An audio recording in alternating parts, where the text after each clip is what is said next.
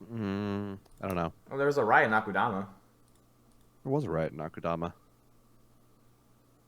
I also watched 3 shows this week in which the characters I liked all fucking died. Three? This was a bad week for shows that I watched What shows were they? Did because you it like? was the 2 shows that we watched for ABC, and then there was another show that I was just watching in which one of the characters that I fucking loved died.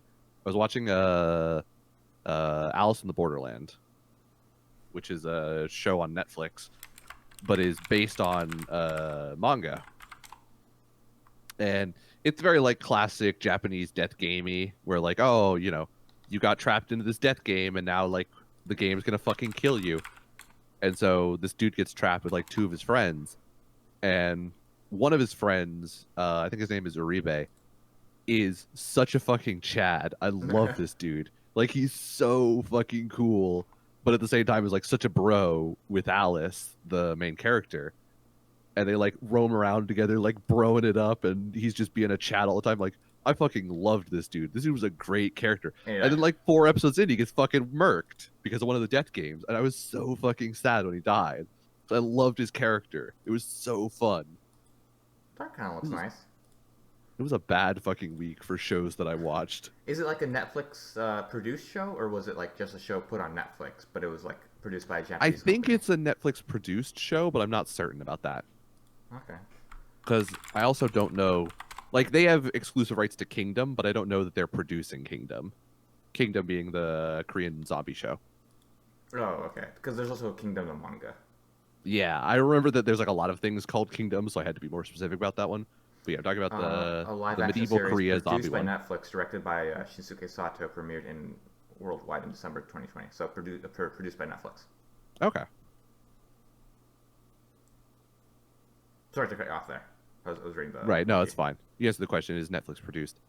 Um, I mean, it's not bad. Like I said, it's pretty standard, like, death game fare. Like it's all pretty predictable. His friends Okay. dying was pretty predictable, but like at the same time, I was sad to see him go. I loved that character. He was so fucking entertaining. And he was such like a good, well-rounded character too. Because he wasn't just like the Chad, like I'm a badass type character. Like he actually had this whole like romance with the girlfriend of his boss from when they were like normal people in Japan. And like they actually were like in love, and he was gonna propose to her, and he was like working up like how to actually propose to his boss's girlfriend. And like there was this whole like backstory that he had that like we'll just never fucking explore now. Because he's dead. Yeah.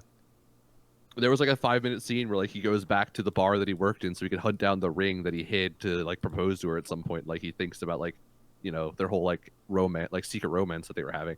Now he's just fucking dead. He died in the same fucking episode as he got the ring. I was so sad. Well, that's clue in number. That's flag number one. Yeah, I mean it really was. Flag number two is having a love interest. Right. Uh, That's why our main character is going to die alone. there was a lot of death in these shows we watched this week, or Right. not really this week. This past month that we never got to because of other reasons. Yeah. There were a lot of death flags as well in these 2 shows, so I'm Oh, not surprised Jesus that Christ. characters died, but I was sad to see them go. So which one should we start talking about first? I want kind of, even though Moriarty kind of has a death, but not of anyone really gave a shit about. I kind of want to Right. talk about that first because, like, the show didn't really end. Like, there's gonna be a second season. We're gonna watch it, Uh-huh. but like, as far as we know, Nana won't get a second season. And Akudama, like, that's just fucking over. Right. That's just over. Yeah. So I kind of want to save those two for later. How about Okay. that? All right. So let's just Yeah, quickly that's fine. talk about Moriarty.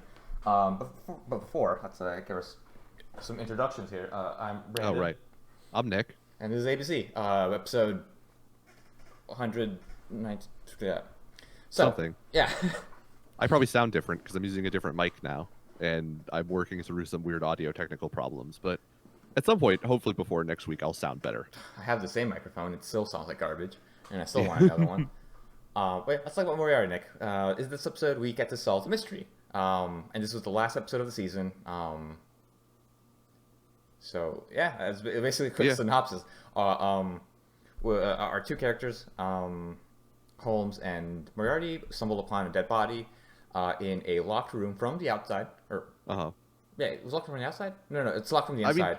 But yeah. there's a So dead body there was inside. this whole locked room aspect to the murder It that I doesn't fucking matter. really expected to matter more, right? And we talked about it last time about how like there was that moment where, as I recall, like Holmes jiggled the door when he was trying to like get into the door that or the cabin that John had locked earlier. Like they like made this mention of like the lockedness, the locked nature of this room. I thought like the locked room mystery was what we were gonna do. Didn't fucking matter. We just walked Nope. into the room, barely mentioned it at all. Well, the lockpicking aspect I don't really care about, like, because they wanted to get into a room. But like, it being locked had no relevance to the actual murder itself. Because the guy Right. just took the room key and locked it from the outside and just fucking bailed. Yeah, it was only relevant to they decided that it must have been like a panic decision because all he could think Yes. about was I need to take this key and lock this door so that nobody can get in. Yeah. And then hide it somewhere or throw it away. Right. But Holmes and Moriarty walk in and they start doing their little mind magic where they like look at stuff and be like, oh yeah, this is related to that and this and the other thing. Basically, some key aspects were the footprints. There's two different sets of footprints. One's muddy. That means they must have come from one of the older stations because it was raining Durham. back then, Durham. And it's a bit bigger as well, so the man must be a bit larger Yeah. than the person the murder victim. There's chloral. There's a chloral smell from the whiskey, so they must have been drugged. And it looks like whatever knife they used to kill the victim was also tried to use to pry open the suitcase.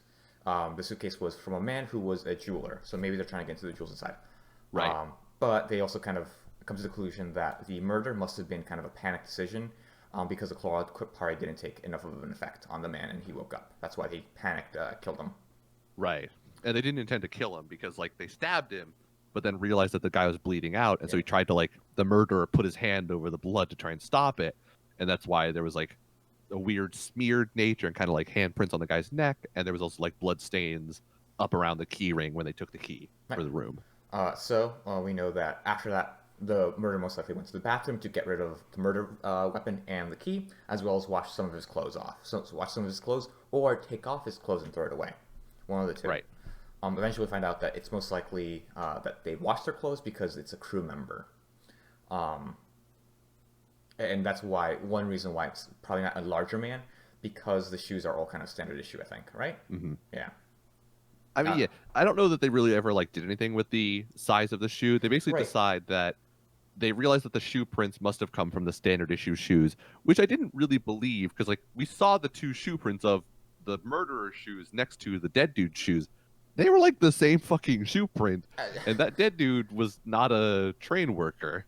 I think a better way to illustrate that would have been if there's like an insignia on the shoe. Right. Yeah. Well, no, because then there's this aspect to this little piece in the narrative where, God, what was the name? Moriarty is like has one on Sherlock, and Sherlock has to figure out the shoe thing, because it doesn't have to be a large man because the nature of the issues, the standard issue shoe. So if there was an insignia on there, it kind of tips it off too quickly. I mean, they could have at least had like a more unique like Yeah. tread pattern, like it had like zigzags in it or something. That is more of like the animators were just like, fuck it, let's just put a fucking shoe print. Right. But eventually they find out that it's crew members. There's only 6 crew members, which is kind of really easy to gather them up. They find out that one of them is the murder victim because he's got blood on his gloves because he wasn't able to wash those off. He tries to basically makes himself look innocent because he was saying, oh, I just cut both my hands in very Yeah. conspicuous ways. I cut my hands directly on my palms, and it bled through to the end of all of my fingers. Jesus. I also want to point out that he was saying, like, I cut myself through my gloves. Then the gloves would have slash marks Yeah. on them. Like, you would be able to see that. Maybe they just didn't want to do the whole, like, we pick up the glove and we see that it's cut. But, like, that would definitely be the first thing I would think of. Would be like, where's that cut on that glove, dude? Yeah. Like, those gloves look pretty not cut. But, And then Moriarty plants some evidence. yeah. Moriarty points out that he's got a little blood on in the corner of his eyeglasses, and we find a little bit later that that's Moriarty's blood, and he planted it on everybody because Wait, no. Moriarty didn't actually know who it was. I thought it was only on one person. No, he plants it on everybody. I thought he said he wanted to talk to everyone, but like, No, he made an excuse. He was when he was talking to his brother. He mentioned that he made an excuse to talk to all of them so that he could plant blood on each of them just in oh, case. okay. I thought it was so that he could because his another piece of the story is that Sherlock is using circumstantial evidence to find out who the killer is, while Moriarty is building up a profile. I thought he was using his profile to find out, hey, which of these guys fits the profile? I'm going to incriminate you. Right. I think he that's what it was. I think that's why he was meeting with them at least partially. But the other reason was Just to incriminate because everyone. he wanted to like basically he knew that he knew from his profile that whoever committed the crime was going to try and like act squirrely about it and try and find some like loophole to get out of it. And so Moriarty, decided like I'm going to plant evidence on everybody so that whoever is the killer, I'm going to be able to nail him with the planted evidence of my own blood. Okay, that works. I mean, it's a shitty thing to do. Which he does say it is a shitty thing to do. Oh yeah, Moriarty acknowledges like what he did was absolutely criminal and like would not be allowed in a court of law, and what Sherlock did like was definitely enough to convict the dude. Right. Oh, Moriarty. What schemes you hatch? Right. That was basically this whole episode. Other than that, we just have Moriarty's brother who acts like jealous the whole time through because Sherlock is friends with William, and Yeah. his younger brother Moriarty is like, "Stop being such a good friend with my older brother, you fuck! I don't like you. You're just a pawn." If you ever outlive your usefulness, I'm gonna kill you."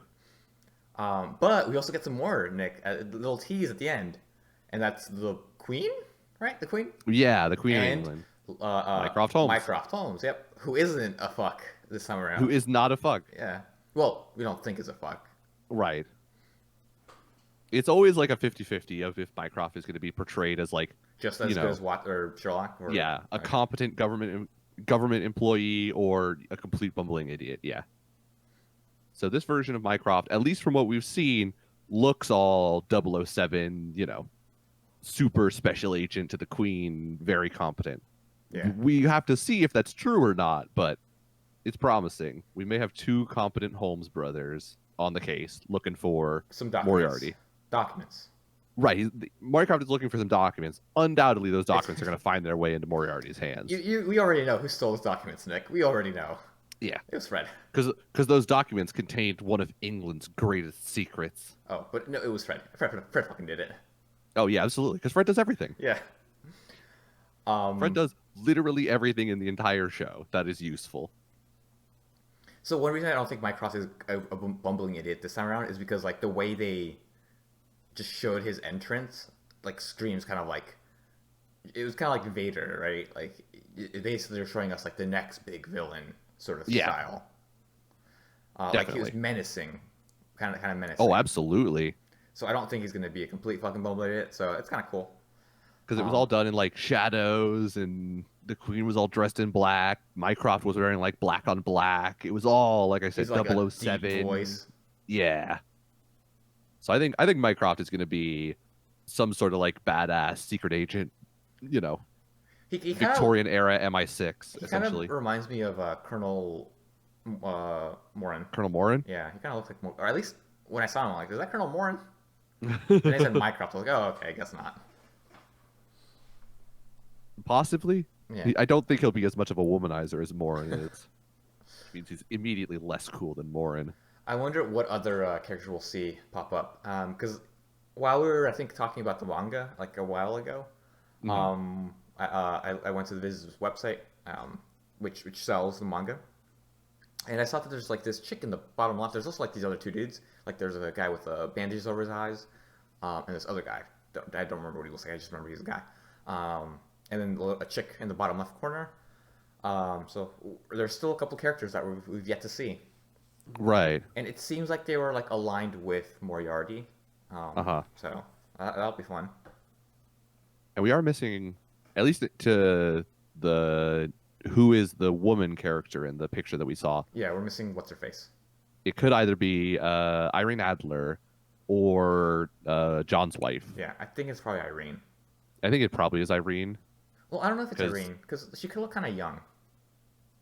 I don't know. So the reason why I think it's Irene was because I don't really remember Irene's introduction in the Arthur Conan Doyle books anymore, but I think it had something to do with like stolen documents from the Queen of England, Oh, okay.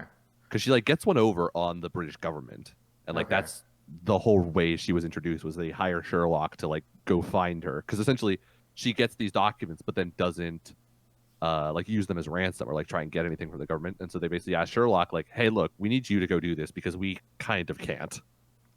I think it might be Irene. I think it might be Irene too. Yeah. I think the the last scene I think is going to be the lead into introduction to Irene and the scandal in Belgravia. I wonder if Irene and Sherlock will have like a sort of a situation going on, like they do in the books and Maybe. in the show. But overall, Nick, how did you like the show as it stands so far? Huh. 'Cause, like, I I don't feel know. like we've I think it's good. yeah. I definitely think it's like a solid overall show. I think I put it at like an 8 maybe. Okay. Cuz like it was good. There was a lot I enjoyed about it. It looked great. The mysteries were all pretty good, but like I don't know. Maybe it's just cuz it was only 11 episodes, but like I just wanted there to be more, you know? And we are gonna Like we get only more. really did two. I think we only did two. Maybe we did three Moriarty side, you know, murder creations, Yes. and I think we did one Sherlock side. Um, not really. We had like a half and half with a study in S. Right. This one was more like, this was more of a Sherlock story. Oh no, this was more of Moriarty's story, but it didn't have his creation of like he didn't have he wasn't plotting anything. Yeah. Um, some of the other arcs, like we had, yeah, like after the halfway point, we kind of switched perspectives and kind of focus on Sherlock a bit more, and then we're Uh-huh. starting to come back to the main plot. Now that everything's a bit Yeah. set up, I feel like because that teaser makes it feel like this is like the next big thing. Is that this is going to last kind of a long time? Is what happens to the documents and like Right. everything that spins out of that, Uh-huh. which is that big plan that Morin, Moriarty, and the rest of the crew were talking about. Mm-hmm. But yeah, you're right. It was only 11 episodes, which kind of sucks. Like if the show were to end here, it would suck because like it just Oh, yeah. stops again. I'm Right. glad there's more. Uh, but yeah, I don't. As of right now, for me, it's still like a perfect show, basically. Uh-huh. Knowing that it continues, basically, like knowing that there's going to be Yeah. more. For right now, like it's still 5 for me, 5 out of 5 stars, because like Uh-huh. there's nothing to detract me from it. But if like the ending ish is it doesn't like if it doesn't land an ending, it is gonna like kind of go down. Right. And I highly doubt we're gonna like finish the story with the next season. But there is that kind of that unknowingness, that unknown of like how Right. it'll continue. But as of right now, like it's a great fucking show. Like if you want to Yeah. pick it up, you should totally fucking pick it up because like I don't Oh, think you'd absolutely. be at all disappointed. And at the same time, like if you want to wait until the spring when the second Yeah. season starts, like that might also not be a bad idea, because like Fucking binge it everything. is only 11 episodes and they go by pretty quickly. Yeah, like God, there's so much fucking plotting and scheming. It's so fucking great. Right.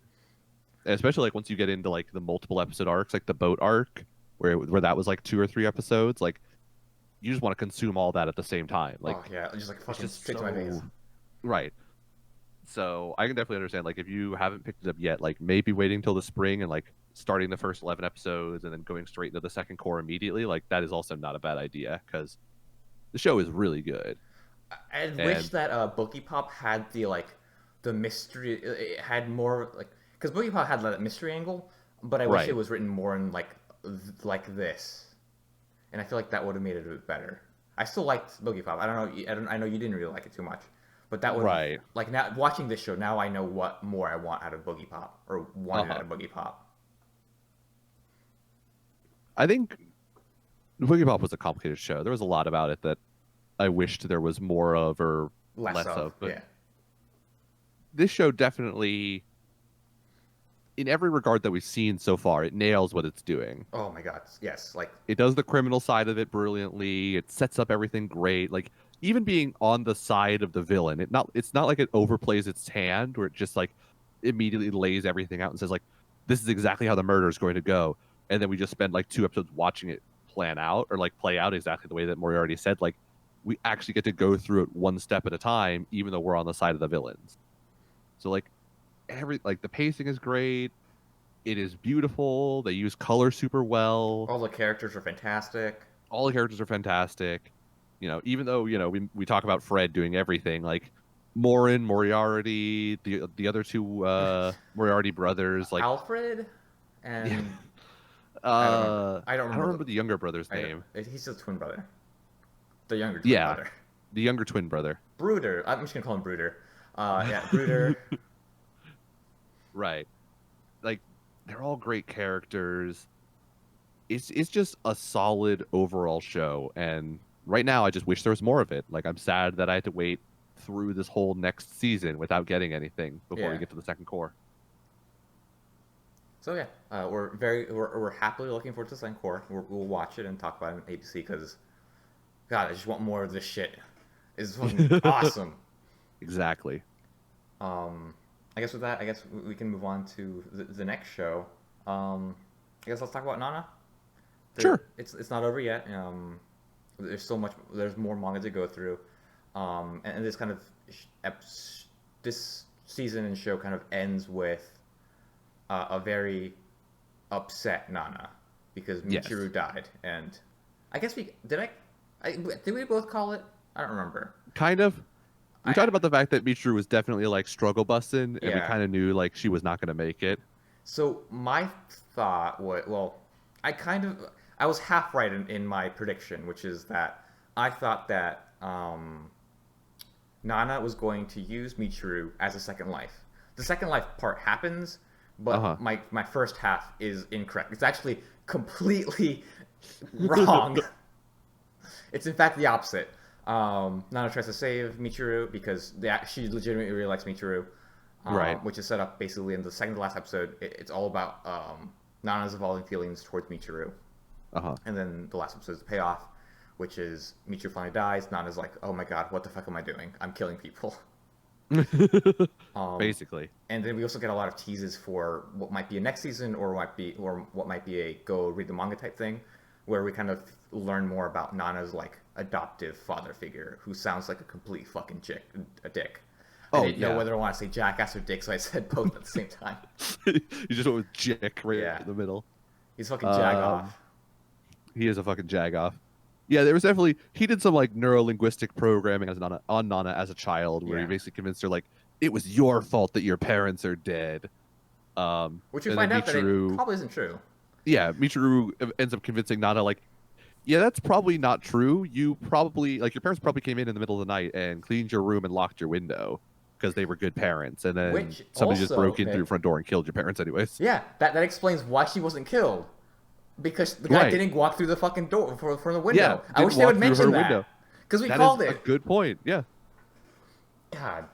That was one of the things that we talked about is like a major fucking gap in the story was if somebody was in her room and wanted to kill a bunch of people, why did they not kill her? It's because he was never in her room. Yeah, and a clip I hope no one fucking finds and like reposts everywhere.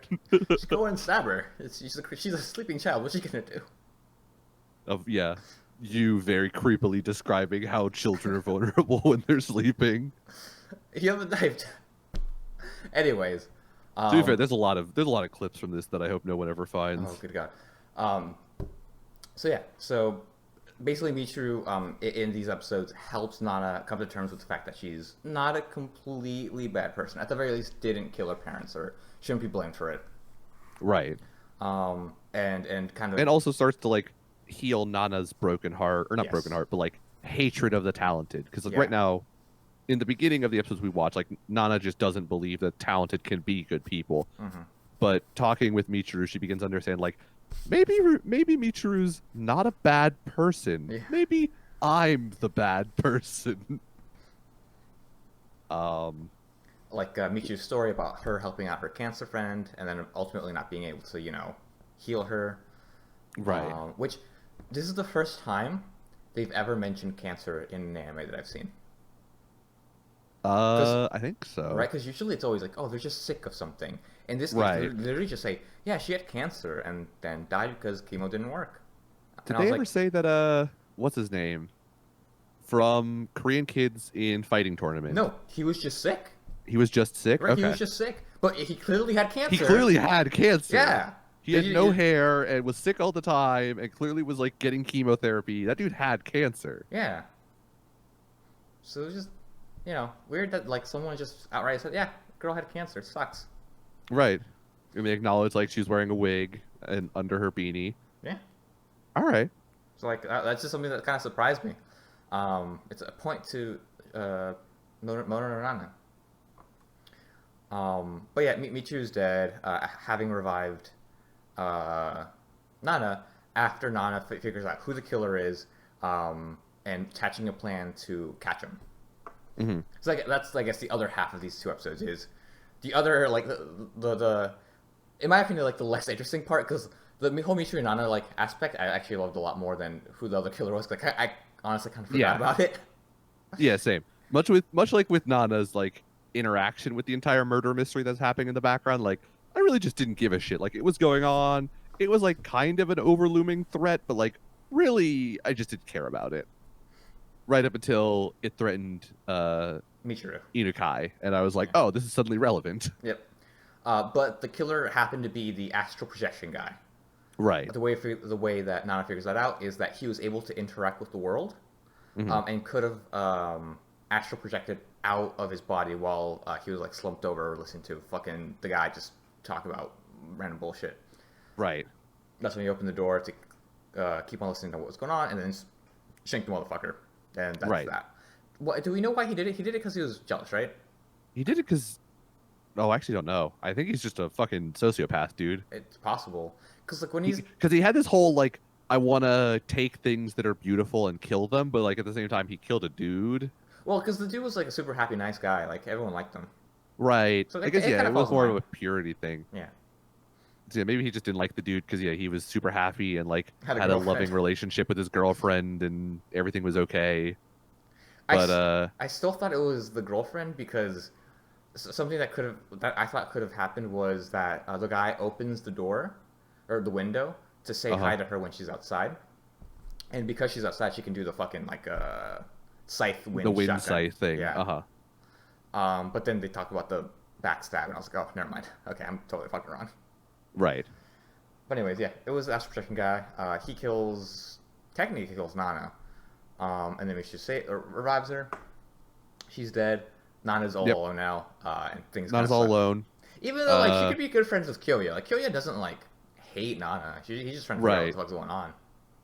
And Nana could definitely turn like this whole being sent on a mission by the Shadow organization.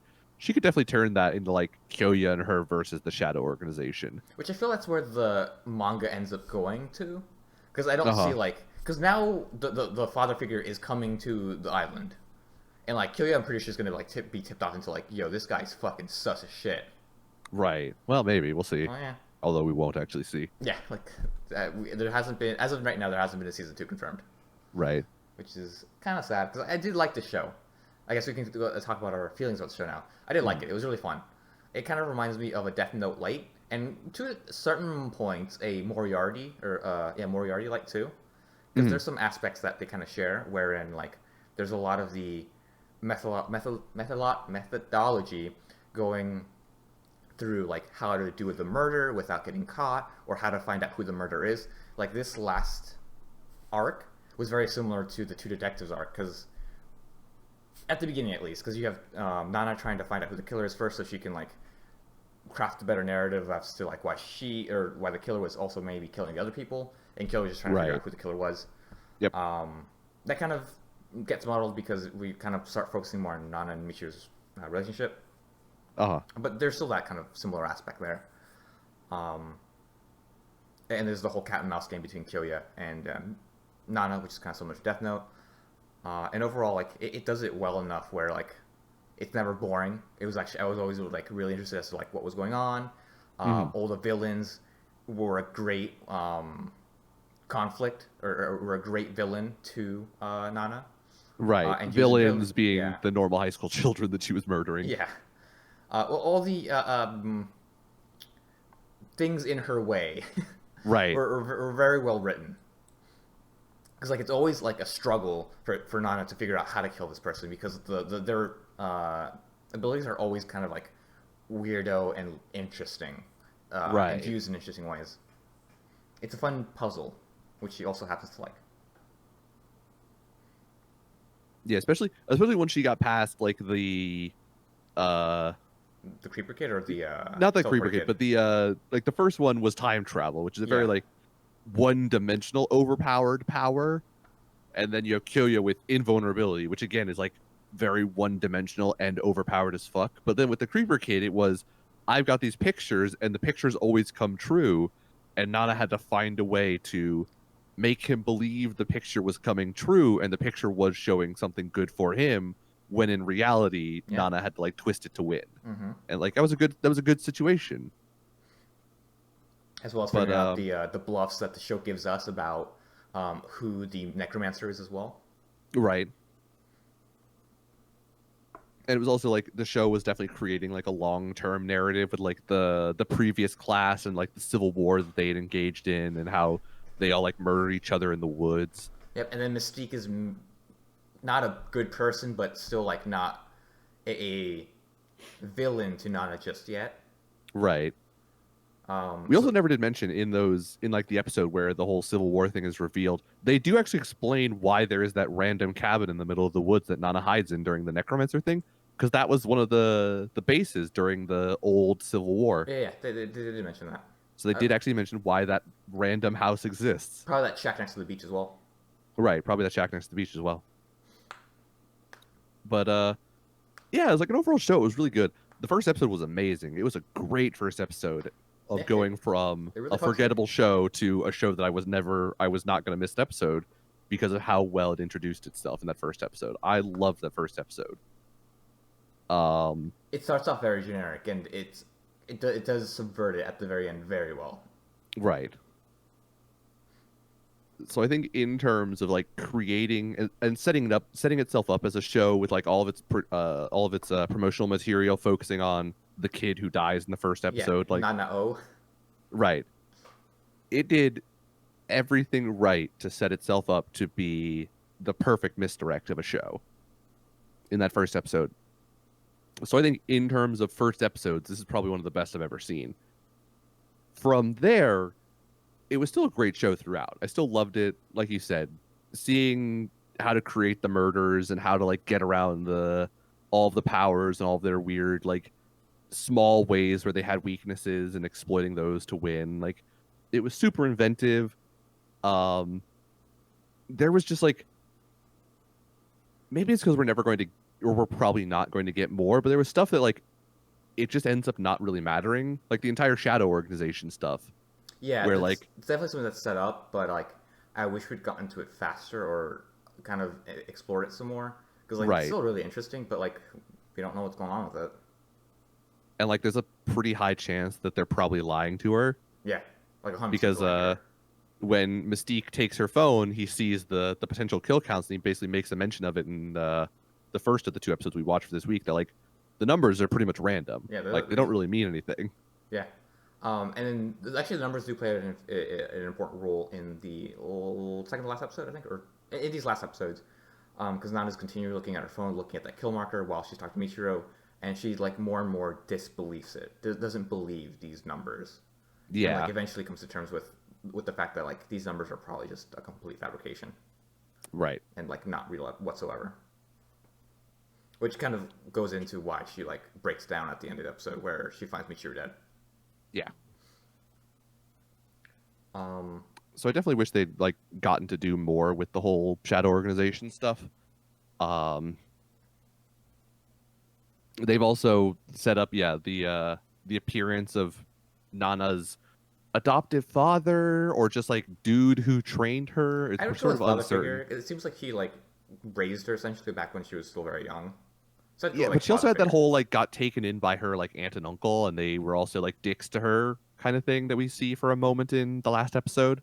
Right, but So like I like don't really know what her relationship is to this dude who's showing up, but they're I just go connected with, somehow. I would just go like father figure because I feel like that's how it's gonna be like set up where it's like an authority figure that she like doesn't want to like upset or anything or Right. like Okay.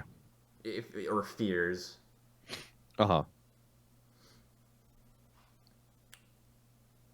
Oh my god, I lost my train of thought. Um, Aside from that, like the show looks good enough. Right.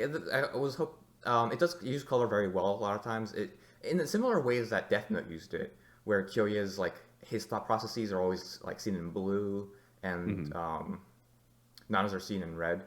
Yeah. So that's always like, kind of very interesting. But the show, like the way the characters are designed, and like the way it's presented, it looks good enough. Like not anything Right. to like can write home about. Uh-huh. Um, Not it looks very anime-y, like just very standard anime. Right. With And for like superpower animes, like it's yeah, definitely not. I mean, it's definitely not like a Fate Stay like visual feast, and in the same way, it's not like My Hero Academia, like where they put a clear emphasis on making the powers look good. yeah. Like like every single character, like when you look at each character in My Hero, you can usually tell what powers they have by like how their character is designed. Hmm. Um, because they have more like weirdo kind of characters, not weirdo, but like more inventive character designs. In this one, they kind of look like kids with different color hair. Right.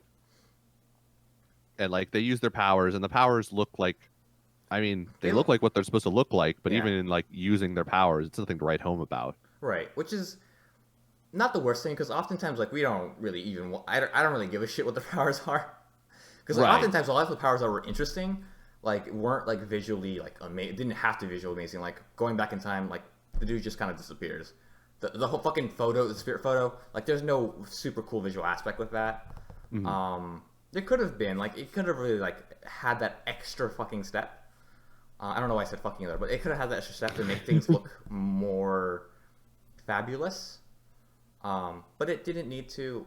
But like, there is that kind of like want there for like the show to even look even better, right? Because like a lot of the stuff that it has is good. So I'd want it to look even better as well, just to kind of fit how nice it seemed. Right. Same thing with the music. Not a lot of the music I don't really remember too much. Like in my opinion, the Moriarty music is like fits very well and like it's very orchestral, like very like if you want something menacing, like things get menacing. If you want something surprising, things like surprising. It all like is very well put together. Oh Um, yeah, definitely. I think and in terms of like openings for this season, the oh yeah, Moriarty oh opening wow, stands like head oh and my shoulders above god, the other two. oh yeah, that opening is so fucking great. Um, The visuals for it are like I think the visual's pretty good. good to okay, I would or say okay to good. They're nothing to. better than the other two. The Oh, opening for absolutely. this show, like it's fairly standard, not the best. Right. Um, like a lot of the themes are kind of pushed or shown in the opening. Hmm. Um, and then for Akudama Drive, I didn't really like the song, but some of the visuals are kind of cool. I did like the ending for Akudama Drive because like just the characters kind of drawn with their kind of uh, um, the characters drawn with their symbolism was really cool. Um, Right. Like I said, yeah, the first like 10 seconds, I think, maybe not even that much the first of the couple Akudama Drive beats. opening, it's like such a promising song because like it starts out like and like it's got like a good beat, it's got like a good like hook to the beginning. Like those first like 5 7 seconds of the Akudama Drive opening, I'm like, this is a song that could be good, and then the rest of it happens, and you're like, never fucking mind, the song is bad. Um, Um, but back to yeah, back to Nana. Moriarty or Nana. Nana. I'm sorry, that's it. Right, we're talking about What Nana. would you like to rate it on your system? I believe you use a 10-point system. Yeah, I use a 10 point system usually. Mhm. Um, huh. I think I'd put it probably. Ooh, I don't know actually. Oh, this is complicated. They just gave Moriarty an 8. I'll go next. I'd give it a 4. Like what matters, like the story, the Nana and her relationship with some of the characters, each of the villains in her way, is all like very well done and super gripping. Mm-hmm. Um, the stuff that detracts from it, like the way it looks and kind of sometimes the way it sounds, like it isn't super like necessary for this type of show. I just wish that we'd had more, a more of a visual aspect than we did get. The visual aspects are used very well, but I wanted more flair and like Right. better music. Um, and like the acting from all the characters was good enough. Um, and like there's nothing else to really detract from it. Like it was a really fun show. Hmm. Albeit it does look fairly generic, but it kind of works in its favor for the first episode, and then after that, not really too much. Right. Although the acting by the main girl, going from like super threatening to like very uppity, standard hyperactive high school girl, Uh-huh. fucking super well done. Loved it every single time. Oh, yeah, absolutely. I think because I just gave Moriarty an 8, I had to give this like a 7.5. I can't put it So on you're like on a the 20 same point level. scale. Yeah, I'm now increasing it with half increments. Um, because I don't know. Actually, fuck it. We'll just put it at an 8. There's no reason to make complicated, weird, like inter-show judgments here. Right, like if you like the Uh, show a lot, like and just as much as Moriarty, like why not fucking rate it the same? right. Because, like you said, it is a show that looks fairly generic, and outside of the first episode, like you said, like the first episode, it plays into its whole reveal. After that, like it is what it is. The characters look kind of flat at times. The coloring is like it could be better. The powers all, like we said, kind of look, I mean, a little flat, but again, a lot of the powers don't have a visual element that they need to look amazing. Because like the most visually stunning powers we get are from Flame Kid, Ice Kid, and then the Wind Girl at the end, and none of those are like so important We that they don't keep give a showing shit up. about So them. right. Um, the characters are all appropriately menacing when they need to be, not just Nana, but like with Mystique being, menacing at times, and even Kyoya as like he slowly figures it out. Like there's a menacing nature to like the onslaught that is Kyoya's, constant investigation into the murders. And some of the other villains as well, who go from like, be like, we have some of the dumb kids, but they're just like there to be dumb. Some of the Hmm. other students are actually very like, not intelligent, but like intelligent enough to be threatening. Yeah. I mean, we had the Necromancer girl where like the reveal into the fact that she is not the super strong one. She is the Necromancer, and she is probably fucking her dead boyfriend's Oh my corpse. god. Like it was a good reveal. Like it Yeah. it it tied it all together well. It made a lot of sense. Like it was an interesting way of like playing into how Nana would overcome her was by like convincing her that her dead boyfriend was still like in love with her, Yeah. even though that she was the stalker and creepy and weird, and the Yeah. dead boyfriend, never really liked her. Yeah, everything about that girl was not okay. Oh, absolutely not okay. She was pansy in with powers. Yes.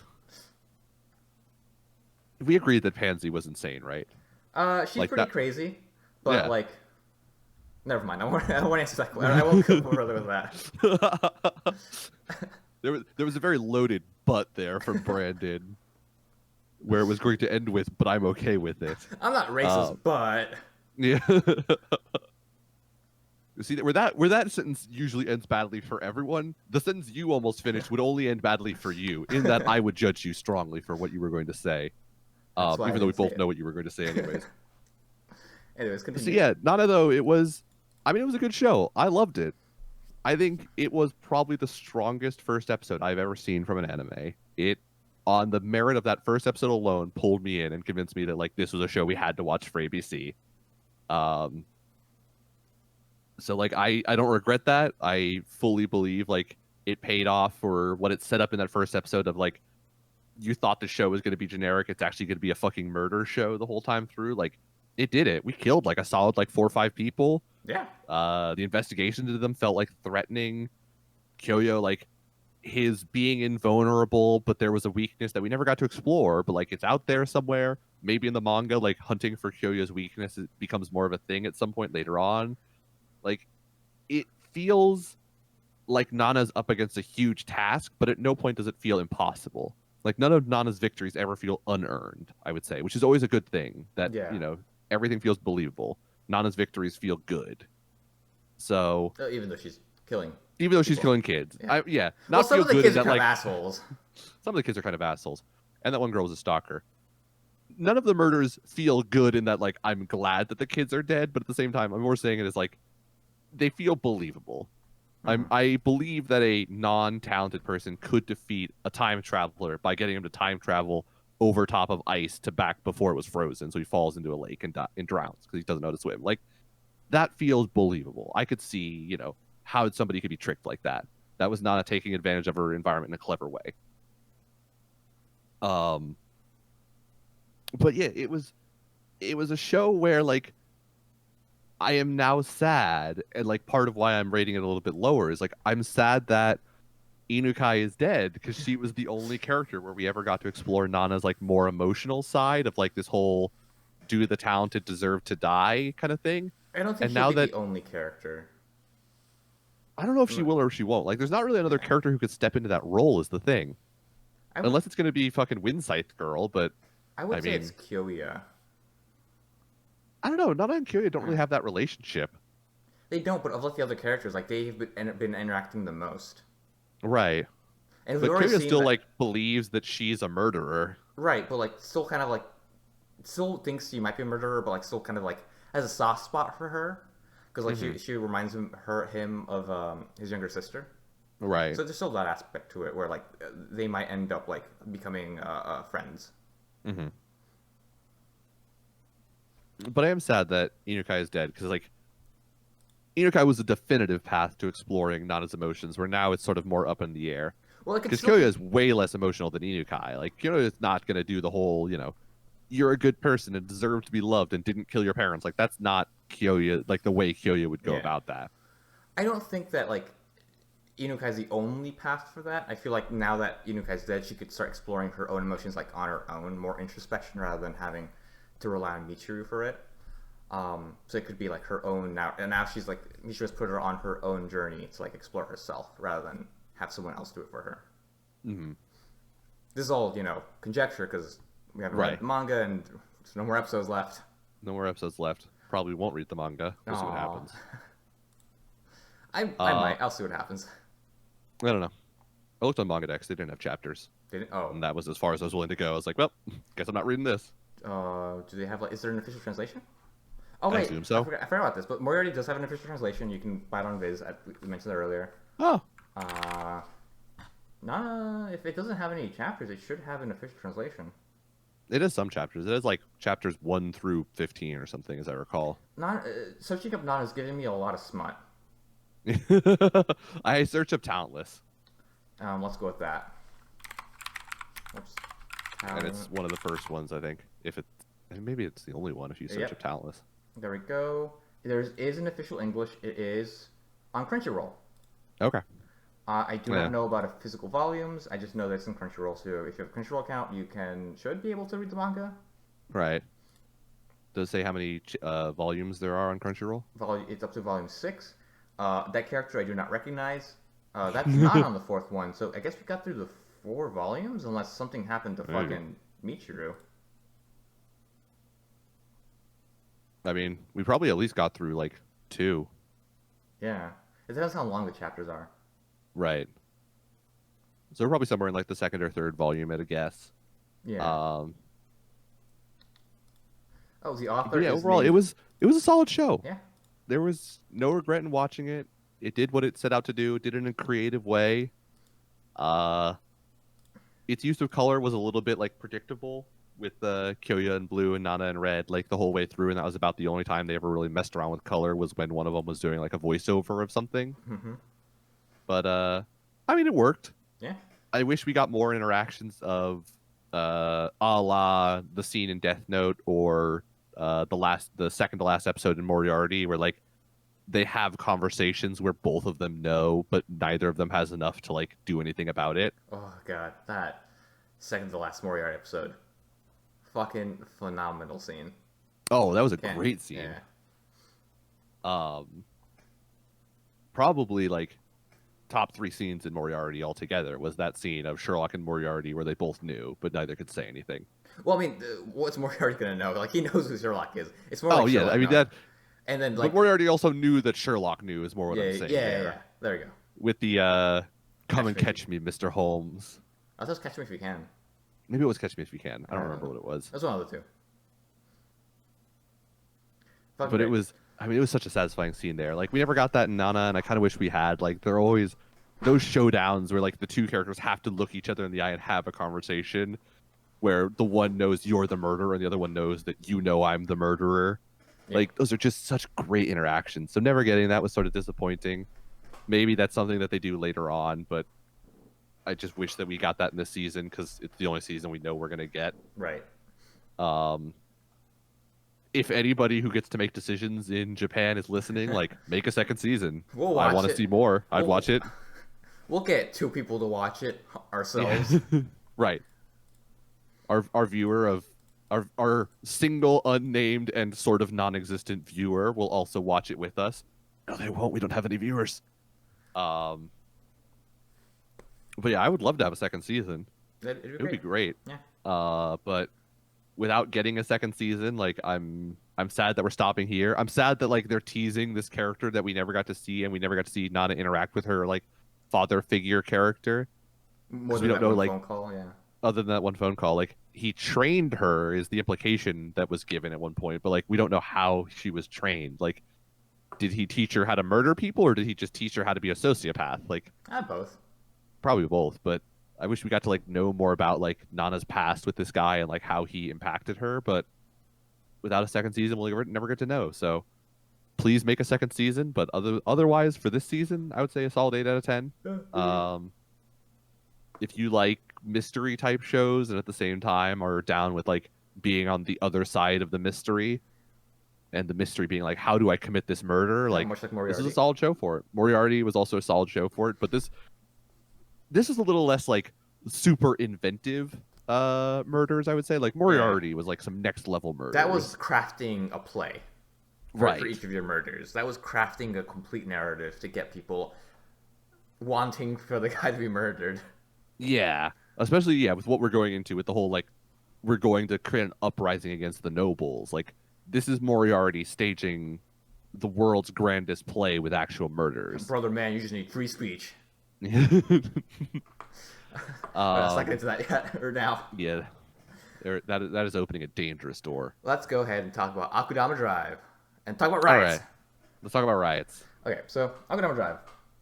I'm trying to like gather my thoughts as to what happened because in the second to last episode, we find out what Kanto is.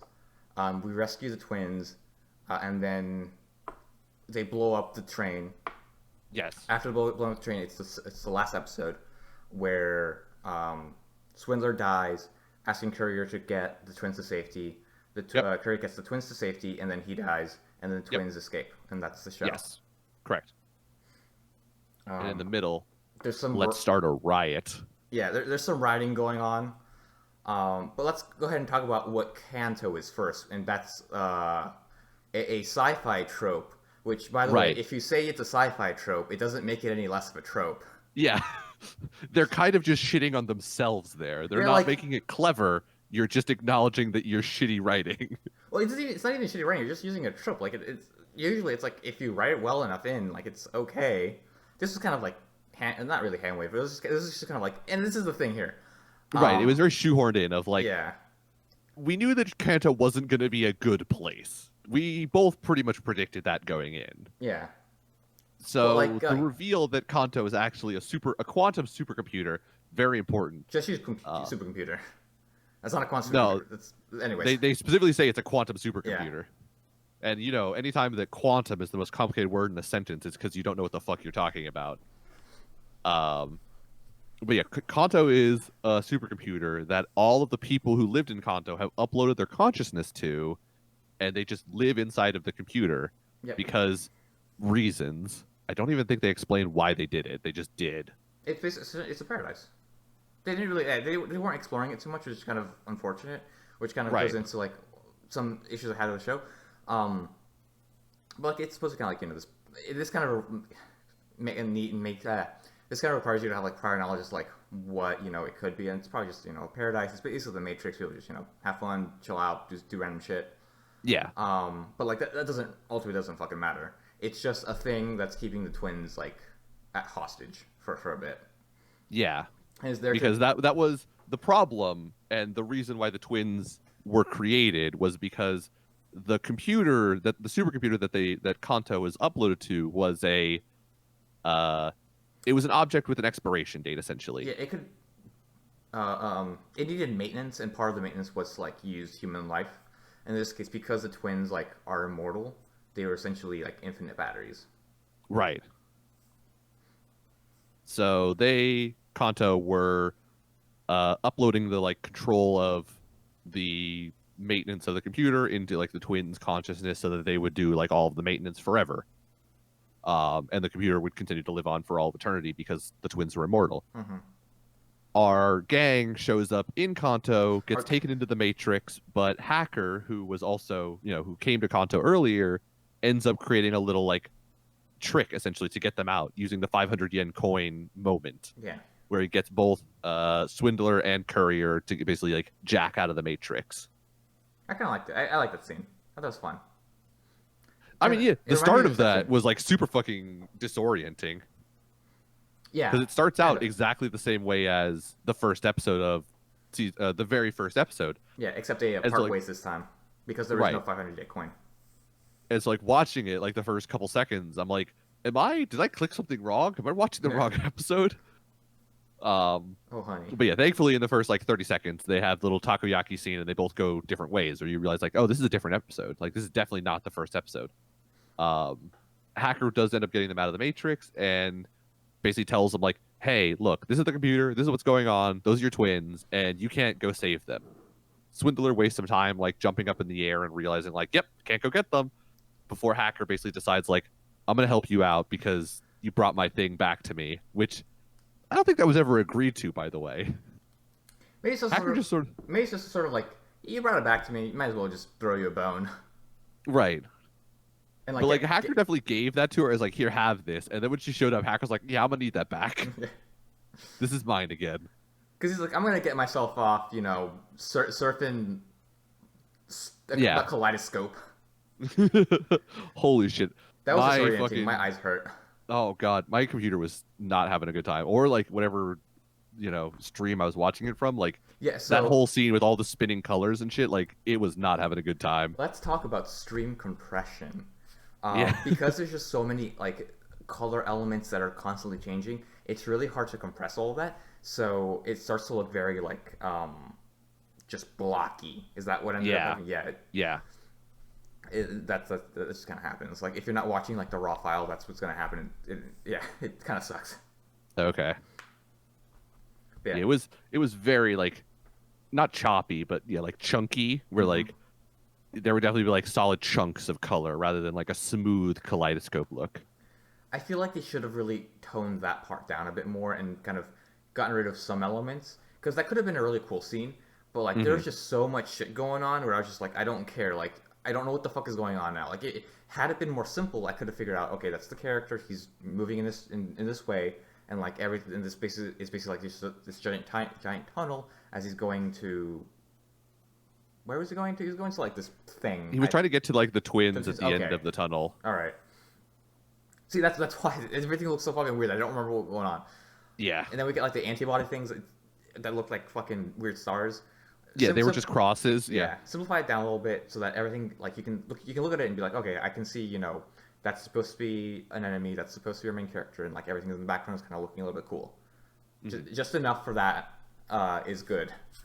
Don't make me almost have a seizure. Right.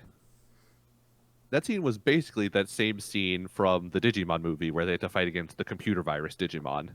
Right, but that one, like everything was very like not plain, but like it was kind of toned down, so you could still tell what Right. the fuck was going on.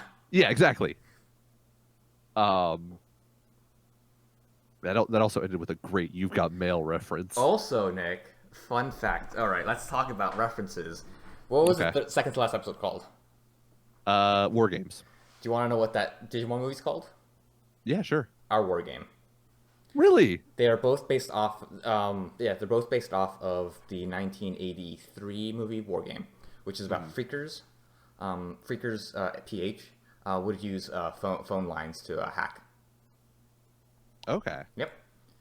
Quick little, teachable moment. Huh. That's kind of cool. Yeah. Later on, the movie Summer Wars was based off of War Games, which oh god, I forget who he was. Makoto Shinkai? No, not Shinkai. I think it was no. That's oh shit, I don't remember. Anyways, some guy made Summer Wars. He it's basically the fucking Digimon movie. He also directed that. He just wanted to remake it, but make it better. Okay. And Summer Wars is also based off of War Games. Very All similar. right. Yeah, that's Um, the reference this time around. Actually got it. okay, And then that's pretty Akudama cool. Drive is not. I don't think it's a reference to anything. I think it's just the title of the show. I think so.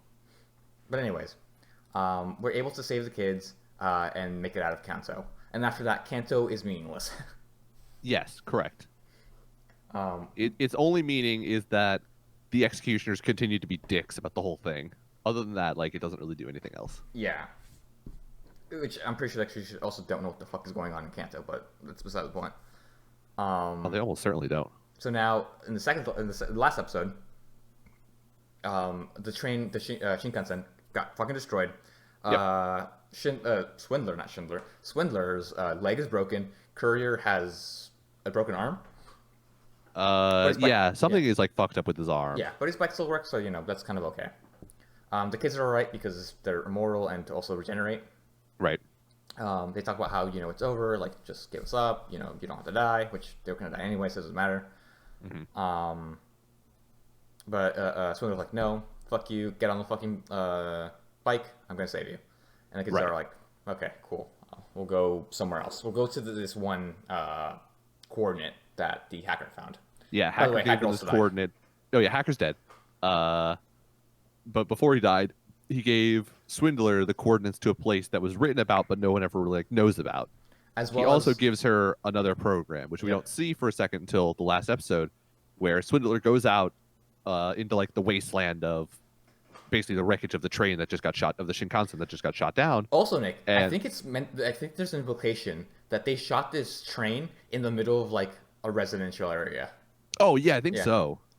So like Because a bunch of people Swindler died. comes out and basically says like, I'm a normal person, like you shot it into my house, and like Yeah. I'm a regular citizen. And the executioners, before they realize who this is, basically say like, I told you we should have evacuated Yeah. people. So like there's a very real possibility that like the executioners are continuing to just kill random civilians. But so the executioners do eventually wise up to the fact like, yeah, this is a swindler, Yeah, not she just just cut a her hair. random citizen. She just cut her hair. And so they just decide to execute her right there. Yeah. What they don't realize is that this is being broadcasted live using the program that Hacker gave to Swindler at the very end, which basically takes control of all the broadcasting airways. Wait, hold So on. now- So real quick, was that what was happening? Because like at first I was a little confused because I thought the program was the Same and Usagi like program, that cute little short, and to make it look like a legitimate sort of broadcast.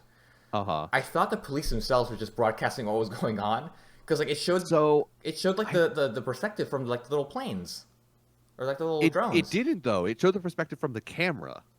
No, in the beginning, you see it from overhead. Oh, okay, yeah, you do. But then there's definitely a shot of before the Same and Usagi short where it's showing Yeah, the Swindler Same and being Usagi short- executed Yeah, from that perspective. is that perspective is the one from very far away. Uh-huh. That's correct. That's why I was confused. Like when you said that, I guess it could make sense. Like it makes more sense the way you say it. Is that the entire time it's being broadcast? Because like as I was watching, I was wondering to myself, why the fuck are the police or why the fuck are the executioners broadcasting this? This is so fucking dumb. You don't do this. Right. Sure, like you have like a Irish fist on the city, but you're just not gonna like show yourself like fucking shaking someone who said they're an ordinary citizen. That's not Yeah. a very like good look, buddy. So I think it does start out with like an overhead shot from like the police choppers, but there's definitely like as Swindler's being executed shot from the long Yeah. angle shot. So I think she does take over the airways at some point before Yeah. she dies. Okay. Because it's also being broadcast with the title like "Executioners Killed Normal Civilian" or something like that. We're like, there's no way the normal broadcast would actually have that as the title.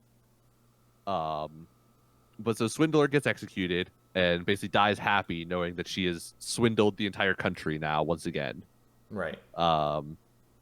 Courier is basically being cornered, but not actually because he wants to go there. He's driving to the main police station in the middle of Kansai. And when he gets there, they've all of the police in the city have all like circled up and basically are prepared to like take him down.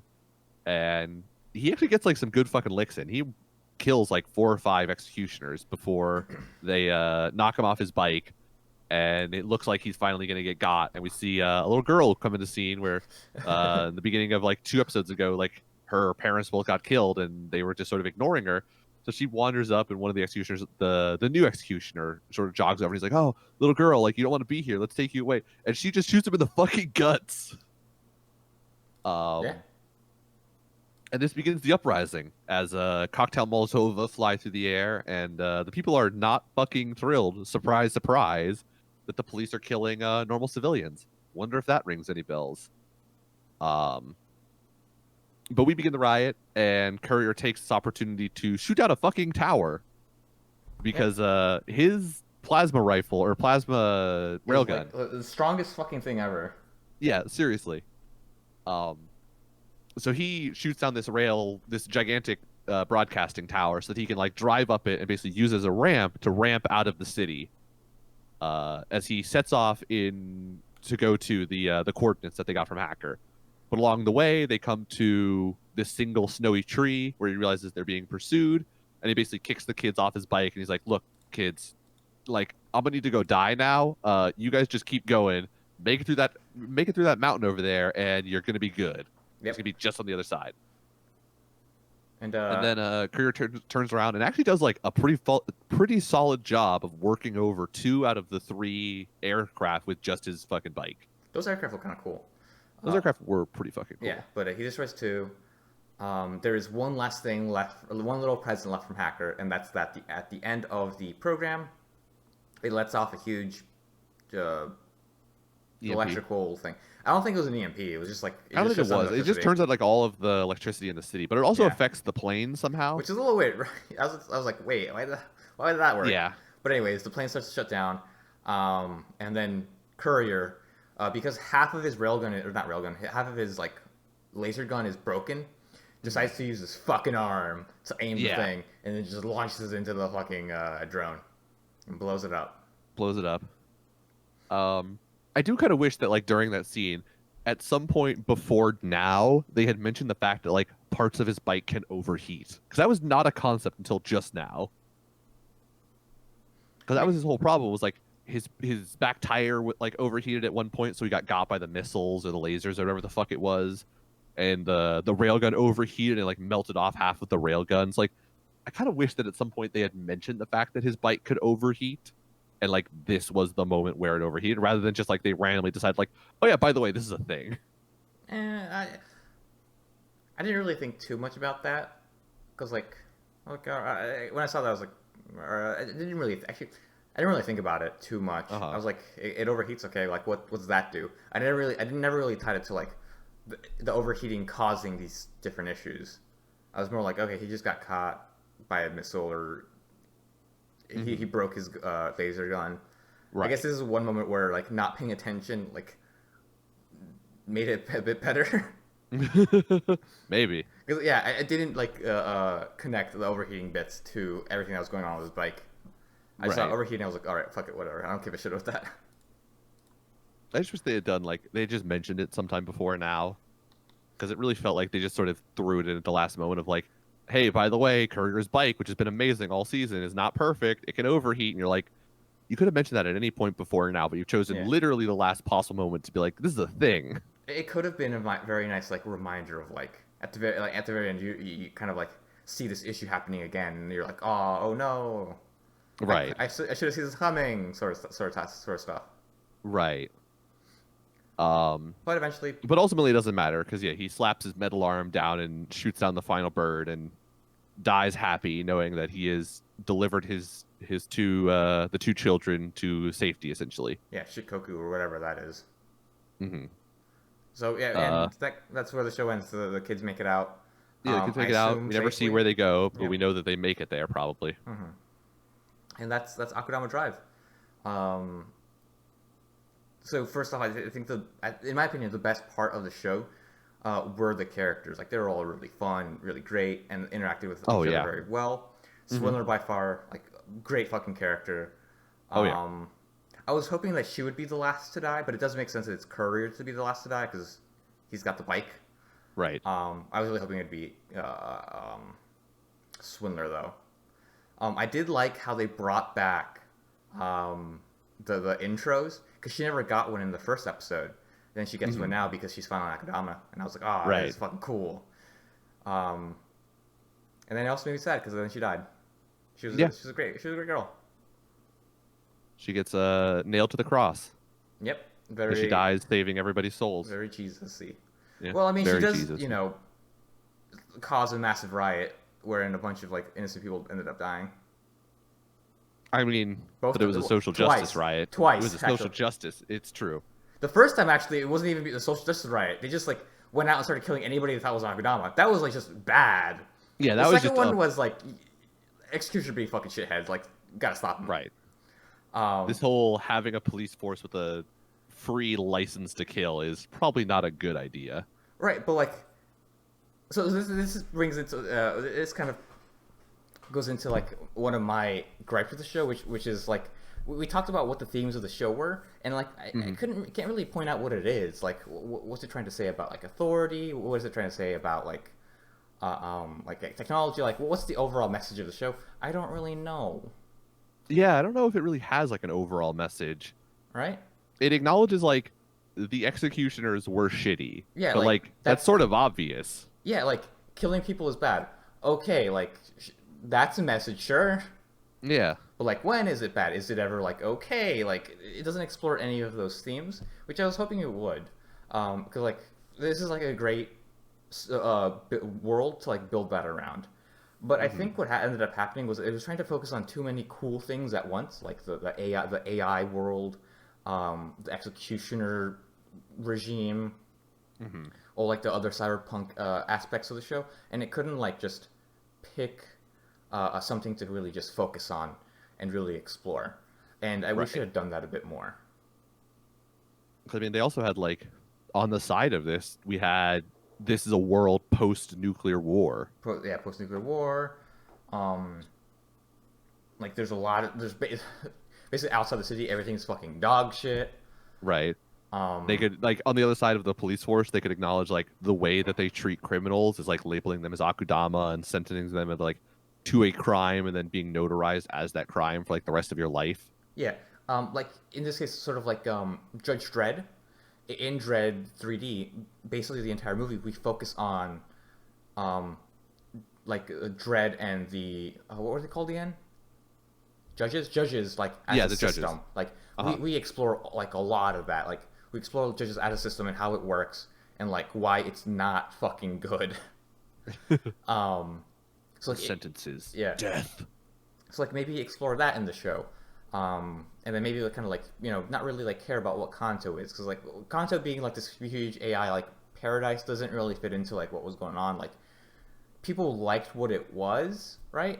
So then maybe comment on like why people are or why people were idealizing this other city versus their own, and then like maybe and then talk about like why how that might be bad, how that might be good, so stuff like that. Like I don't know what else to talk about it with it because like it doesn't really do any of that.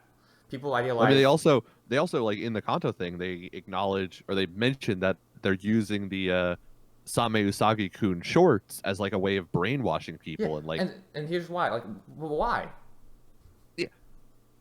and like they tie it in this whole like when people come to Kanto, it lets them like slip them into the matrix like seamlessly, and like you could have explored like why or like Yeah. the problems with brainwashing people or like anything to do with that. It's stuff, yeah, all that stuff. Like it's very interesting, and it has a pointing that this show didn't kind of go into that. There's a lot of surface level things that could have that it could have explored, and then Uh-huh. it chose not to, which is unfortunate. And I will be docking points for that. But like the show looks really cool. Like the Oh, yeah. overall aesthetic is fucking top notch. The fights are always amazing. Oh my god, some of the fights looked absolutely beautiful. Some shots in this show looks fucking stunning. Absolutely yeah. wonderful. I think one of my favorite characters in the show was Brawler because he had in the two fights that he had with like the head executioner dude, there were some fucking amazing shots. The one of them in the hotel room where like all the lights turn off and it's just Oh. them fighting in like the blue The light. koi fish? Yeah, Yeah. that was such a great fucking scene. Them fighting in the amusement park where they're doing like the two men in the single Ferris wheel carriage where they've Yeah. got like a foot between them and they're just beating the shit out of each other. Like there were some phenomenal fucking sequences. The brawler that like this show just did. It did action sequences amazingly. The action was great. Action was definitely like one of the best aspects of the show. Hmm. And then on the other side of like the action sequences, when after Swindler cut her hair, where she had like the interaction with the three dudes in the like that abandoned whatever the fuck like factory or like warehouse that she was It was like a hanging weird out in. house, yeah. Yeah, where she had like Cracked in. yeah like the crack den she was living in, where she just ended up killing those three dudes. Like that was a fucking scuffed fight from the beginning. Like that was. I've never played the entire game, but it reminded me of The Last of Us in that like it Oh, was very like I'm just grabbing whatever the fuck I've got to like continue this fight. yeah. Like I'm stabbing a dude with a fucking like lid to a can because it's here and it's sharp. Like that was a fucking scuffed fight, but I mean it was good. Like that was an It was amazing thrilling. sequence because that was who Swindler was in that moment, was Yeah. somebody who was going to do the desperate things to in order to save the person she cared about. So like the moments are there. Like it has moments. It just Mhm. needed like that extra step up in terms of writing to explore something really interesting. Right. It was a show that had on the surface was amazing. It just wasn't very deep. Yeah. Like it looked amazing. It was a show that gripped you because like it looked good and you wanted to keep watching it, and like it was enjoyable. But like you said, like there was no deeper discussion that they ever had. They didn't explore any of like the society problems they brought up. They didn't explore any of like the sci-fi problems they brought up or the cyberpunk problems they brought up. Like there was a lot they could have explored, both real issues and, more fictional issues, but they just really didn't explore any of it. They didn't explore anything to do with Kanto, both from like the perspective of what Kanto actually was and what Kanto represented to the people of Kansai. Like as we end the show, the people of Kansai still believe that Kanto is this like perfect utopia where everything is great. They don't know that like it's actually this weird supercomputer where they're just like using the people of Kansai to continue existing. Yeah. Right. We didn't even really, as I recall, like stop the people of Kanto from continuing to do their thing. Like they could very realistically order the recreation of the facility that the two kids came from and just create two more immortal children. Yeah. Because like we don't know how long they have until Kanto shuts down. So like maybe they'll just make two more and ultimately Kanto will continue to exist and just like the two that we know about are fine. Like there's just a lot there that they never really explored and they definitely could have. So you're right, it is sort of disappointing that like they never really had any of those deeper discussions about any sort of aspect of the show. But aside from all that, at the very least, like it's a show that I would that I'd recommend. Like if you like sci-fi, if you want to see cool action sequences, definitely go and just have fun watching it.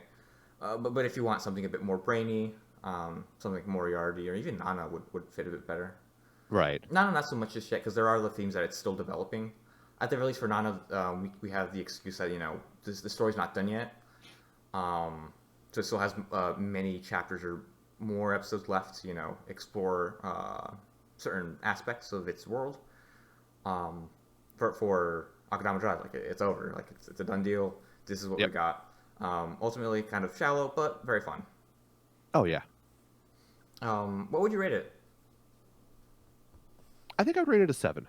Okay, I'm stuck between a 3 and a 4. Mm-hmm. It was enjoyable in every way that mattered, but like there was just nothing about it that set it over the top for me. Right, like I liked it, but like the shows I usually really like, I can talk about because like I keep saying like because there's more to it than just like the surface level what we Right. see. There's something it said that I found really interesting, or that I agree with or disagree with. Mm-hmm. Or it does something in a unique way that like Yeah. turns on his head or makes it really interesting or makes you like really think about like the way that same type of show is presented in other shows. Yeah, Like or maybe there's a world that the show explores and it does like it just deep dives into like everything about this world and like how it came about. I'm thinking of Gundam in this case, just stuff like that. Yeah. Um, This show just it never really had any of that, but at the same time, like of the stuff that it had and like the stuff that it did, like there were no obvious deficiencies as far as I'm concerned. So, like that's why I'm rating it like a very average 7 out of 10. in terms of efficiency, like some of the 3D could have looked better, but it was used sparingly, and I didn't notice all that often. There was a Hmm. one scene in the last episode where, um, right before we cut into Courier driving the three kids on his bike across the like I guess it's a desert, the wide shot, like it's just like a black dot go being like drag and dropped across. Oh That's yeah, I it. remember what you're talking about. Uh huh. Luckily, it's only a couple seconds long, but if that were me, I would have been like, hey, just use the cut-in shot. Don't use that outside. Like that outside does not look very good. Yeah, that shot did not look very good. I do remember that now. And there's a couple of small moments like that, but there are spare. It's very sparse. Hmm. So it's not like it isn't. It's rare for the show to look that way. Yeah. 3 or 4, I can't tell. I don't know. I'm stuck. I don't want to go 3.5 because that's the bitch's way out. I'm gonna stick with the 3 because of the shallowness, unfortunately. Uh-huh. And that's it. I might change my mind later on, but that's what it is for now. It reminds me of this meme, which is used often in Gundam and in Cyberpunk, which is like I think I'll try to find it at some point. But a guy with like his eyes like open, he says, "Oh, cool gun or mech, cool," and then like over his head, there's a bunch of arrows about like the themes of the show that they miss because it's going over their head, like themes about fascism, themes about like liberty, and all this other stuff. Hmm. How it all fits into the Gundam world, and how it's just not about a cool mech, but punching another mech. So would you say we talked about this a little bit a while ago, but would you say this is hard or soft sci-fi, or would you say it's like not even classifiable at all, really? I'd say it's sci-fi, and I would go like soft sci-fi because the themes that it kind of touches on, it tends to be societal, Hmm. like if immortal kids actually showed up, like how would they be used? In this case, they would be abused for a system to. They would be abused in the system in order to basically like not satisfy. That's a really bad word to use here, but in order to like if there were immortal kids, like we'd basically like use them for just bitch work, basically, because like they can't die, so like why risk anyone else's life? Right.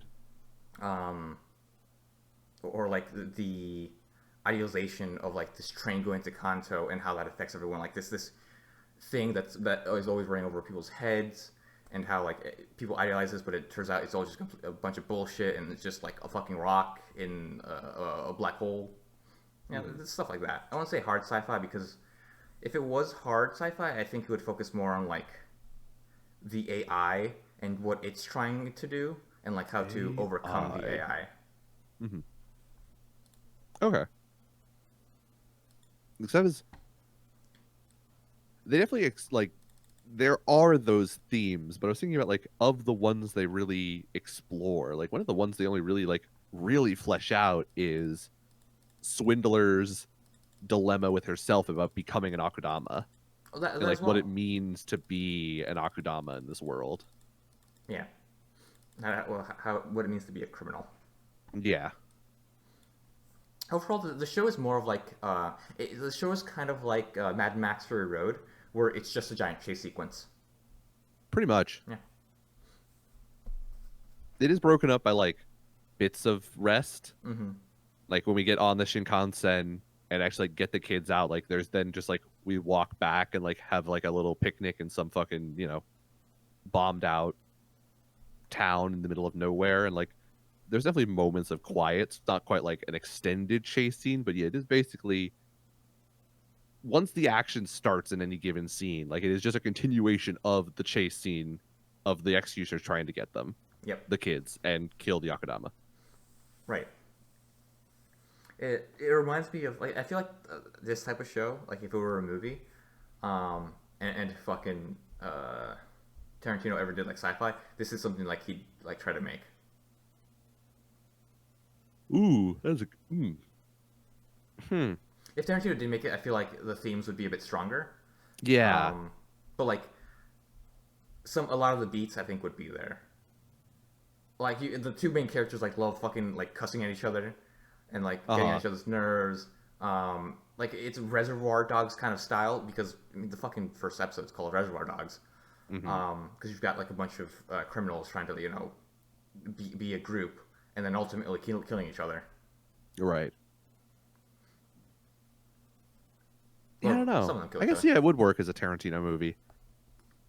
I was trying to decide if he would cut down on like the total number of characters Um, because like we had a pretty beefy cast of there was Akudama a at the couple, beginning. yeah. I mean, Reservoir Dogs. I think there's like I think only 6 of them or 7 of them. So I think he would have to cut down because you'd want the executioner because that's an important piece of the story. So maybe Uh one huh. or two, and then 5 like main villains, and then maybe the one kid. It probably reduced to just one kid. Right. And we probably would. We might have the head executioner, but we probably wouldn't do the whole like weird Oh, mask people. the weird mask people. Also, something I completely forgot. The whole the girl executioner, the young one, Yeah. irrelevant, Oh yeah. which is upsetting. Her whole like development of what they are as executioners and what it means to be an executioner and like sacrificing your life to stop crime, like that all didn't matter at the end. Yeah. Yeah. Oh well. She just watches another one of her partners get killed, and that's about the end of it. Yeah. That was sad. Hopefully they didn't kill the kid. Who knows? Yeah. Maybe that kid made it out. Not with all that, not with all those Molotov cocktails being fucking thrown around. Why'd you kill my mom? Why'd you kill my dad? We were just normal people. Black, black. So yeah, that's Akudama Drive. Yeah. Um, so of the 3 shows we watched, which would be your favorite? Mine is Moriarty. Of the 3 shows, Ooh. I don't know. like my least favorite is Akudama, but like it's not a very big gap between Right. Non and Akudama. It just happens to be a little bit under it. I didn't actively hate any of these shows. These all were fine shows to watch. I loved it and enjoyed it. Hmm. But Moriarty, man, ugh. So it's sort of like when we talked about fuck, what the fuck was it called? Cautious Hero with Nana versus Moriarty in my mind. Mm-hmm. Where like Cautious Hero had those moments that redeemed the entire show. Where like that show was bad, except for those single moments where it was so good it just made the whole show worth it. Which is, by the way, the moments that didn't were inconsequential to the rest of the show. Right, but they were the moments we were watching the show. Yeah. Like the premise of the show did not fucking matter to us. We were there for those moments of comedy where it was so good it redeemed everything else for being kind of shit. Um, where that is Nana's first episode. It was so good that it carried my feelings about the rest of the show the whole way through. Moriarty was consistently really good. The only problem I have with it is that it's only 11 episodes and I want there to be more. Right. And like Mhm. I'm mentally docking it points just for being short and essentially no other reason. So I don't know. It's almost a tie. I'm tempted to just say it is a tie I mean, if because it's a like tie, they it's a were tie. both so good. There's, Right. there's a lot of there's a lot of similarities with both shows. I Mhm. feel like they fit a very similar niche. Yes. And like it's like I almost can't judge Moriarty because it is going to get a second season that we know about, but is broken up by like, they're not consecutive. It's not just Mhm. one 25 episode long thing. They're like separated. So like I'm considering the second season as like a whole separate thing essentially. Okay. Where like usually with shows like this, I consider all 25 episodes as like a global unit, as this is the show. So I don't know. I guess I will just say that it's a tie between the two. That's fine. I That's loved them okay. both. Moriarty was like consistently phenomenal. I think in every way, like its presentation was great. It's just it was short, and I wish there was more. We only got like 4 or 5 like solid murders, and then like one little investigation of a murder at the end. Like I wanted there to be more. I wanted there to be more Morin. We didn't get nearly enough Morin, in my opinion. I think he's a great character where we only really got him one time. Like he was on the boat, but never really did anything on the boat. He shot at a dude, and that was about it. Like I wanted more Morin. Um, I just wanted more of our main cast, like our main cast doing stuff, like being criminals together. was great. That one crime where they set up the dude on the bridge, that was a great fucking crime. Like them like getting the team together and doing that, like that was a high point in that show. I wanted more of that, and the fact that we only got 11 episodes, like I just wish there was more. Nana, that first episode was great. It carried my opinions of the show the whole rest of the way. It was still a good show consistently, like we said, but But that episode, that like the last moment was peak. oh, absolutely. It was. It might, because of that first episode, might make it a show that I might never forget. We'll see, Okay. you know, if I still like remember that first episode quite as strongly in the next couple seasons. But like right now, fresh in my mind, like that episode will probably always stand out to me just for like how well it set itself up and like did the twist at the end. I get that. It was a good moment. I really did enjoy it. Hmm. And I think that's like an important thing to like really good shows. It's not just that like there's something where you can like talk about in terms of like the themes or how it explored it or like something we want to talk about, but also like it should have moments that are memorable where like you want to like when you think about the show you think of those moments or those scenes that like left the impact upon you, not just like the global theme of the show, but those single moments in the show where like it did its theme to the best of its like the best it ever did. Like there was that moment where like Right. it crystallized the theme perfectly. Like Mr. Robot, his therapist asking him about his father. Oh no, Yeah. that just resonates and never leaves you. And that was like a twofold thing of the moment in Mr. Robot where the Mr. Robot character is like kneeling on the ground in front of her going like, you can't do it this way, you're going to break him, and finally like leaving the room disappointed knowing like this is fucking over, like I don't want to be here to watch this happen. Yeah. And then the revelation at the end of like what it is that he was repressing, like that was an amazing moment. That was an impactful moment right there. And like that is a moment that like thinking back on the show of Mr. Robot, I'll probably always remember that moment because like Just it because was, of the dread. yeah, it was a gut wrenching moment. Ooh. Or the next episode, or wait, you watched the next episode too, right? Or the I don't episode think I have before yet. with with the girl that he had hooked up with. Oh yeah, the episode before, yes. Yeah. Hmm. Just oh god, just watching her on the floor. Ah, damn. Yeah. Well, Yeah, anyways, that was, this isn't a Mr. Robot podcast. This is a podcast of anime and yeah, the three Right. shows we watched, very good. I'd recommend them all. I'd give a glowing recommendation for Moriarty. Same thing with for Nana. I don't know if it'd be a glowing recommendation because like they'd have to be hooked in by the premise, which Right. some people might not be. But I'd still like ask them to give it a shot. Mhm. And then for Akudama Drive, if you want something sci-fi, but surface level, go ahead and watch it. If you want the aesthetics of sci-fi and like really cool action sequences, and just kind of a fun little heist overall, give Akudama a try. Yeah. I would say that like the first episode to Nana is almost like the opposite of the normie barrier, where like the normie barrier is meant to keep out people who aren't used to anime. The first episode of Nana is almost supposed to like keep out people who are so used to anime that they watching that first episode just give up before they even get to the twist. Yeah. But yeah, I definitely think that Moriarty would have like the strongest recommend. Nana is like the second strongest, and Akudama Drive is very much a like, if you like the look of the world and the aesthetic, then go for it. But like, don't expect a whole lot, of like exploring super deep sci-fi themes or anything. Like, it's really just a visual feast more than anything else. As we come to an end of the season, Nick, what would you like to sell out to today? I'm going to sell out to the show that I mentioned at the beginning of this podcast, yes. Alice in the Borderland.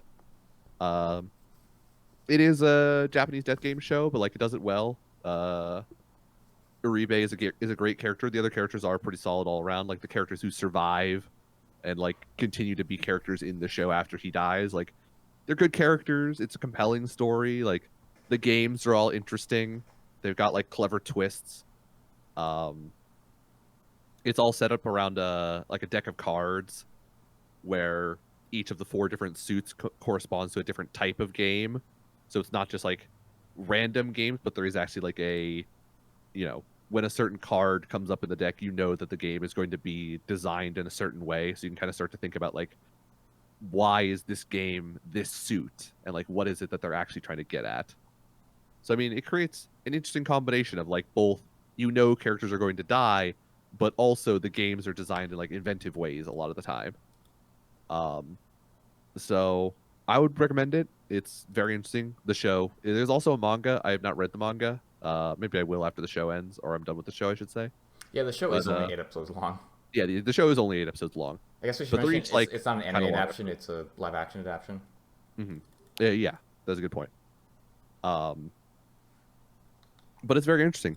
I'm really enjoying it. I'm 5 episodes in, I think, and it's a good show. So I think Alice in the Borderland gets my recommendation for this episode. Cool. What would you like to sell it to? So I've been sold out to video games. I don't know if I've sold out to Fire Emblem yet. If I have, fuck it. I'm playing it again. I'll sold out to Fire Emblem Sacred Stones. 'Cause Okay. I'm just going through that again. I forgot how easy normal mode is. I'm gonna have to go back and play hard mode. I did find that there are randomizers for the game, so I might try some of those out to just kind of give it a little bit of an extra flair, since I've Okay. played Fire Emblem so fucking often. I wonder if you could get like shafted over by a randomizer, I'm not or it sure. just drops like a shit ton of silver swords before you can actually use them. Well, randomizer in like your characters are randomized, so they get a random Okay. class as well as random stats. And I don't know if it's completely random stats. I think it's stats that are borrowed from another character. Okay. Um, Interesting. there's probably like little knobs where you can say, only give me a character that's similar to this, or similar in stats to this one, or similar in level to this one. Right. So that you're not completely like, so you're not like at the very beginning, you're not getting fucking like the level 10 Falco Knight. Yeah. Yeah. That'd be a little bit gratuitous if you started out with a team full of essentially pre-promotes, or like having Right. the stats of pre-promotes. I know. I think when I played the Blazing Sword, Blazing Sword, I did an only chicks run, and I think I was trying to do an only chicks run of Sacred Stones, but then I lost the save file, and then this one I'm just gonna fucking goof off and do whatever. So I'm no longer doing an only chicks run this time. Ugh, I'm so disappointed in you. The way that you do like every Fire Emblem game is only using the female characters. It's not always. Just because I did it in my first run of 3 houses doesn't mean I always do it. Did you not do it in Awakening? Awakening? No, Oh, okay. I didn't. I did like just a complete run of it. Or maybe I should do that. It's been a while since I played Awakening. I kind of miss the older Fire Emblems for some reason. Like I guess it's just nostalgia. Mhm. Just because because like it's a bit more constrained. It just feels a bit like more interesting to me. Okay. Because like in 3 houses, it could just be whatever. Also, another aspect that I miss was like finding units that you could recruit and like figuring out how to get them. I remember because like when I was a kid, like when I was 10, 11 years old with my friends, we'd see like a character with an actual portrait and we'd be like, oh, is he recruitable? Can we get him? Like, how do we get him and shit like that? And it was always really fun to figure out how. Right. Yeah, that's Fire Emblem. I fucking love it. Fun game. Yeah, they're all fun games. You've played like most of them, haven't you? Like even the Never Came to America ones. No, I've only played Binding Blade, which is never came Okay. to America. That was the first one for the Game Boy Advance with Roy, Elliewood's kid. Hmm. For those who don't know, in America we got the first two Fire Emblems we got was Fire Emblem. In Japan, it's actually Fire Emblem Blazing Sword, which is a prequel to the game before it, which is Binding Blade, which has Roy. That's 6. 7 is with Elliewood, which is Roy's father, and then Sacred Stones, which is 8, which is a completely different world, a different universe. Okay. Yeah, with some extra mechanics in it. But But overall, you never played any of the first ones with Marth. no, those are available now on your Switch through like fucking Nintendo's stupid Vault shit. I hate that they're fucking it's copying Disney. I think it's fucking dumb. Piss me off. Yeah. And if you do want to play the Marth one, I think you can also play Shadow Dragon because that's similar or a remake, I think. So we'll see what happens. If they remake 6 and 7 into one game, I'd be so fucking happy. Oh my god. But anyways, yeah, that's Fire Emblem for you. And that's the end of the season. Season whatever this is over. We'll be coming back with 3 new shows. Yep. Well, actually, two new shows. We'll most likely be watching Doctor Stone Stone Wars, because Doctor Stone, fucking fun show. Can't wait to watch it again. Yep. Yeah, I was Uh, Brandon. and I'm still Nick. Bye bye.